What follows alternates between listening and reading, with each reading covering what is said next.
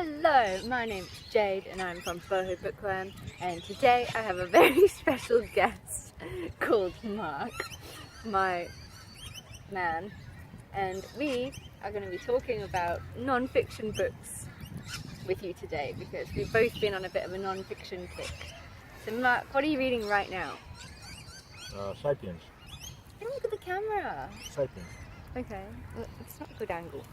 It's a good angle for me. Never, but I try and make you look good. Okay, so you're reading what? Sapiens. Is that the entire title of the book? No, I don't remember that. Oh my god, this is such a fail already. Well, Mark looks up the title of his book that he is obsessed about at the moment. I'll tell you the two non-fiction books that I'm busy reading. I'm busy reading one called Black Dahlia, Red Rose by Eatwell. And this is about the greatest American unsolved crime so far. I'm buddy reading this with Harriet Rosie. Oh, it's called Sapiens. Oh, is it? Yeah. So far, this book is absolutely brilliant. And it's very graphic and gory, but it's so good and I can't put it down. Okay, now talk about yours. Sapiens. A Brief History of Humankind. By Yuval Noah Harari. Now tell us what it's about. Nailed it. Nailed it! So it's a brief history of humankind. Oh, right. Yeah. Didn't get that from the title. No. It's actually very interesting. It's Sapiens and What are Sapiens? yeah, like Sapiens. Oh, are we? Yeah. There is a book called Simon versus the Homo Sapiens Agenda or something, but I'm clueless. There's a mint green bike down there and I want it. Cool story. I know. Okay, so it's about Sapiens, and you are what, like 9 chapters in? What's happening? How is it? Well, Explain it. it's like interesting, yeah. It kind of sums up why we are where we are in terms of evolution and kind of how we've destroyed the planet or are destroying it, and makes a lot of sense and it's interesting. That sounds really depressing.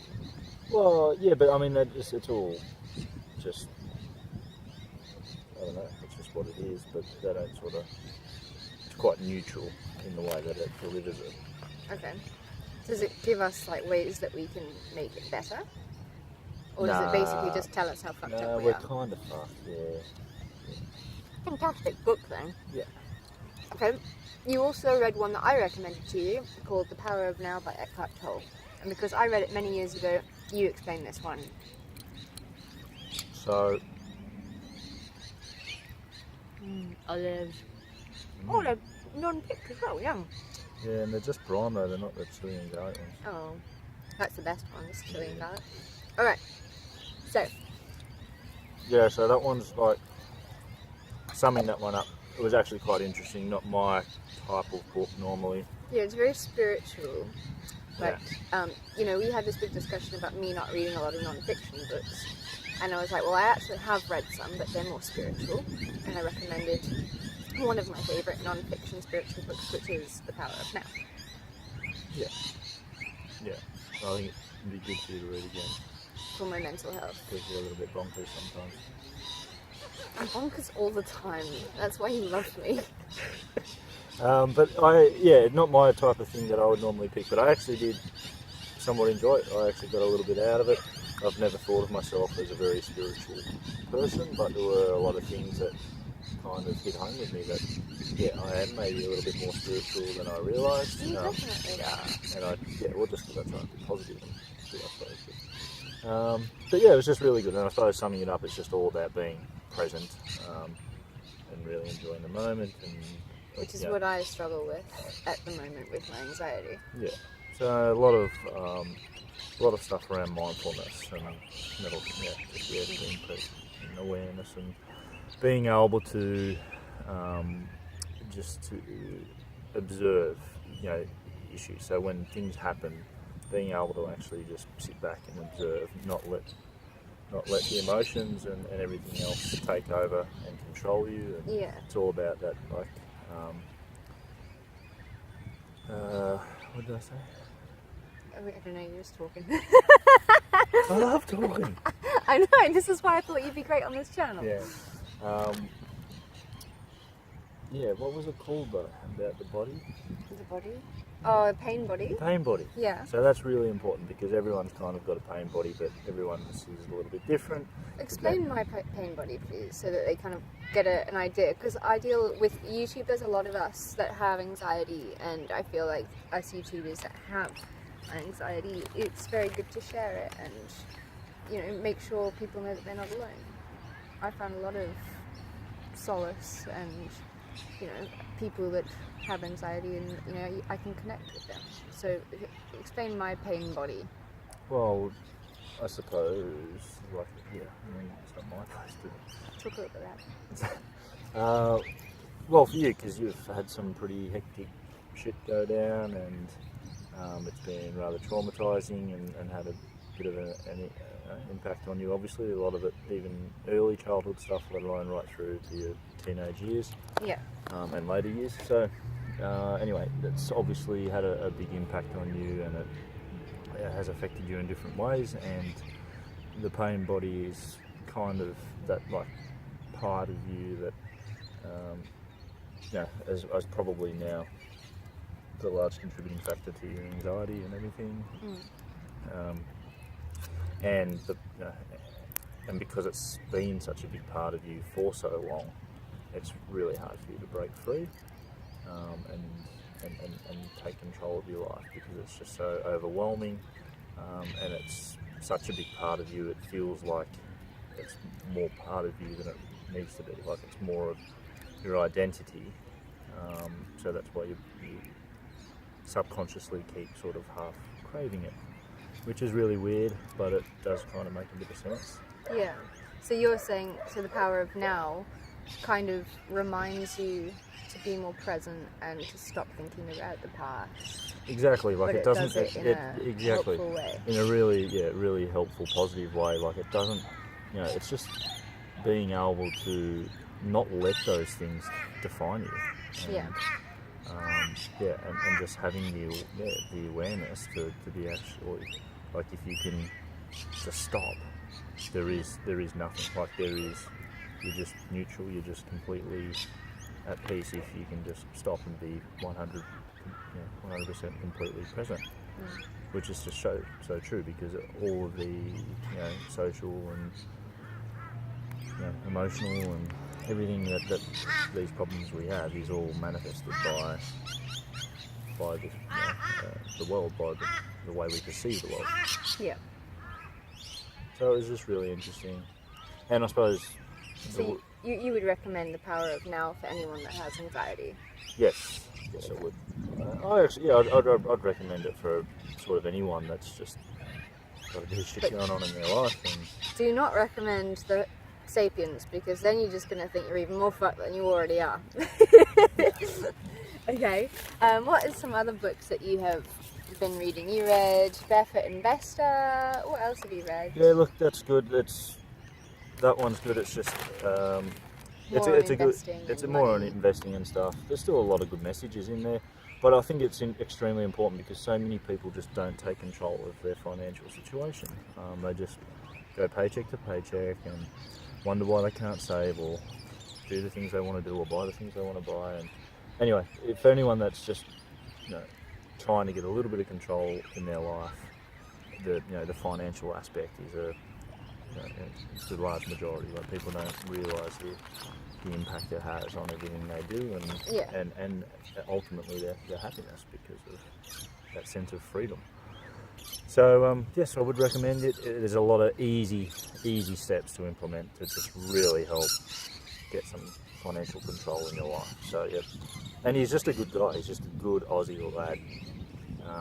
He's an Aussie, so it's an Aussie book, but I'm pretty sure it's an international bestseller. Yeah, it is. Yeah, and he's like, there's no kickbacks or he's very clever, because he basically says you got to take your girlfriend.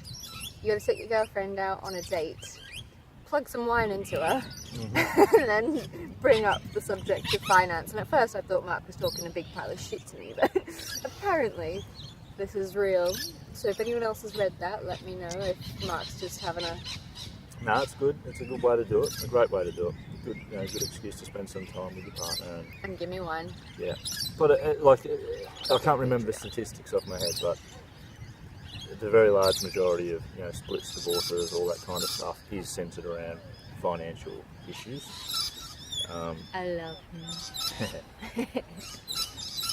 So it's a good one, just to get some control in your life. If you can do that, and if you can break that barrier down with your partner, it's going to make a massive difference to your relationship, because it is just such a big issue. Yeah. And if you can both get on the same page with it, and a lot of it is just so simple. That's the big thing about it. Everyone gets so scared. He just keeps it simple, and there's just easy steps you can take to just really help yourself out. For people that have absolutely no no idea about how to manage their finances and get quite bored by the idea of investing in finance, then this is a really good place to start. Yes. Affirmative. Okay, we've got like 8 minutes left until my space runs out on my phone, so I think we should switch this over to podcasts. What podcasts have you been listening to lately? Because I always rattle on about my true crime podcasts. Just my normal ones. I've just got a set few I listen to, like Stuff You Should Know, and they have interesting stories. BBC documentaries, they're awesome. Planet Money, that's pretty cool. Freakonomics is pretty cool as well. What do you want about the bedroom and the sex and stuff? When I saw one about like what happens when you can't please your partner or something, and I was like, what? Why is this on your bloody phone? We've got a great sex life. Sorry, Dad. Oh dear. What was that one? I don't know, I can't remember. He's like a podcast addict more than me. Yeah, but it was just one of the regulars. And TED Talks are really good too. TED Talks? Yeah. What's that? Oh, it was a TED Talk, yeah. It was a TED Talk. Oh, was it? Yeah. Yeah. I can't remember the details of it, but it was all... Like, that was just one about... Yeah, I don't remember. Alright. I listen to a lot. This is the fucking patriarchy wine glass, which is from the Wine and Crime podcast. I am absolutely in love with this show. One of the girls is getting married in South Africa this week. She's American or Canadian, and she lives in South Africa, so that's really interesting because that's where I grew up. But yeah, the Wine and Crime podcast is great, and I've also just found one called Sword and Scale, which is like true horror crime stories, and the first episode I just listened to was so fucked up. Like, it's this father, and this is a true story, right? So this father is asleep, he wakes up, he gets like a Halloween mask, and then he goes and he strangles his son in his sleep. I think it's his son. Like, threatens the life of his wife and 2 children. Like, so this case goes on and stuff, and like he then like gets out of it because he was basically like it's called like an anomaly or something. Like, it's like he was sleepwalking, so he wasn't actually guilty of murder, even though he actually did murder his own child. But like, honestly, if I murdered my child in my sleep, regardless of if it was intentional or not, I would want to put myself away forever. Like, I wouldn't want to be out in the world where I could do that again to someone else. Did he end up in like a... Yeah, like, he's fine. He's now free. He's free. That's a bit rough. Yeah. How crazy is that? Yeah. Yeah. One thing I really want to get Mark into is to read one of my thriller books, because he has a problem with me reading as much thriller as I do. He says it's not very good for my anxiety. But I'm trying to like explain to him that thriller books are fun. It's not like all gory and graphic and like anxiety and like stuff. Like, they're fun reads and they play with your head. Like, psychological thrillers are just the shock and the twist about who is actually the baddie and stuff is so much fun. So I'm trying to find Mark a good thriller book that I've read. So I gave him Lie to Me by J.T Ellison, but he's had the book for like a shameful amount of time, and he's read like 3 pages. So I think he's going to get the audio book. He's falling asleep. He's falling asleep. So yes, but have you got any other nice like thriller audiobook recommendations for Mark? That would be great if you leave them in the comments down below. And if you do want to see me and Mark together again on a video on this channel, let us know, because he can bring different content. Like, I pretty much speak about thrillers, maybe some like travel memoirs, occasionally a bit of self-help. Puppy! Some self-help and yeah, and some cooking and shit. Now we're watching the sunset and I've got wine and my fucking patriarchy mug. He's got a beer and we've got lots of snacks. You told me to get Mine as well by Susi Fox. Mine by Susi Fox is so good. That's an Australian book about this woman that wakes up and she like had this emergency C-section, and then she wakes up and she gets her baby, but when she sees her baby she's like, this is not my kid. But no one will believe her, and she basically gets like told that she's insane, and oh my god, it was just so tense and amazing. And it's like from an Australian author, and I've just gotten so like in love with Australian writing lately. Like, I mean, Leanne Moriarty. Just everything Australian is bloody good, isn't it? Yes, it is. I was gonna say something naughty, but I should probably keep that off this channel. But there are some sexual thoughts going through my head. We don't have to do it. That's what we got the tripod for, isn't it? Sorry, babe. I love you. Sorry, Yvonne and Terry, if you're watching this. Oh, does anyone watch this? I don't know. Oh, I don't know if anyone watches this. Like, who gets this far into it, so I'll get bored. And, let's really spice it up and do a little tongue trick. I was trying, and then I got tired. And I was like, I can try. I don't know if it's gonna work. I need a bigger stem. You got like 2 minutes left. Ah, shit! Under pressure. Under pressure. Talk. You say something while I try. No, it'd be far more interesting. Can't we do like the speedy uppy thing too? What did you do?